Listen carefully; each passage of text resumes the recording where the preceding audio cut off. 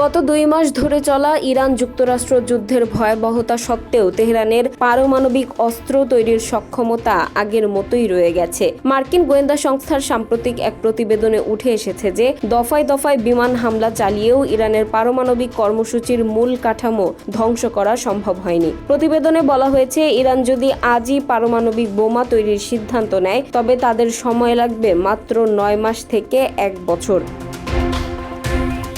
গত বছরের জুনে অপারেশন মিডনাইট হ্যামার এবং চলতি বছরের অপারেশন এপিক ফিউরির মূল লক্ষ্য ছিল ইরানের পরমাণু সক্ষমতা গুঁড়িয়ে দেওয়া। কিন্তু গোয়েন্দাদের মতে ট্রাম্প প্রশাসনের হামলাগুলো মূলত ইরানের সামরিক অবকাঠামো ও প্রতিরক্ষা শিল্পের ওপর আঘাত হানলেও উচ্চ মাত্রায় সমৃদ্ধ ইউরেনিয়ামের মজুদ প্রায় পুরোটাই অক্ষত রয়ে গেছে।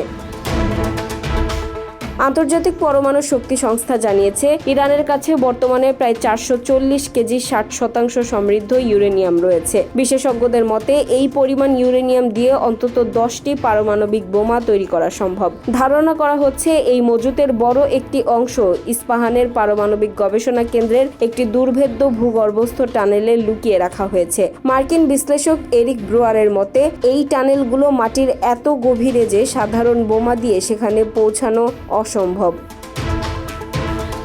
এদিকে এপ্রিল মাসে কার্যকর হওয়া যুদ্ধবিরতি সত্ত্বেও হরমুজ প্রণালীতে জ্বালানি সরবরাহ বিঘ্নিত হওয়ায় বিশ্ববাজারে তীব্র সংকট দেখা দিয়েছে। হোয়াইট হাউসের মুখপাত্র অলিভিয়া ওয়েলস এবং ভাইস প্রেসিডেন্ট জেডি ভ্যান্স স্পষ্ট করেছেন যে ইরানকে কোনোভাবেই পরমাণু অস্ত্র অর্জন করতে দেওয়া হবে না। পরিস্থিতি মোকাবিলায় পেন্টাগন এখন অত্যন্ত ঝুঁকিপূর্ণ গ্রাউন্ড রেইড বা সরাসরি স্থল অভিযানের পরিকল্পনাও বিবেচনা করছে।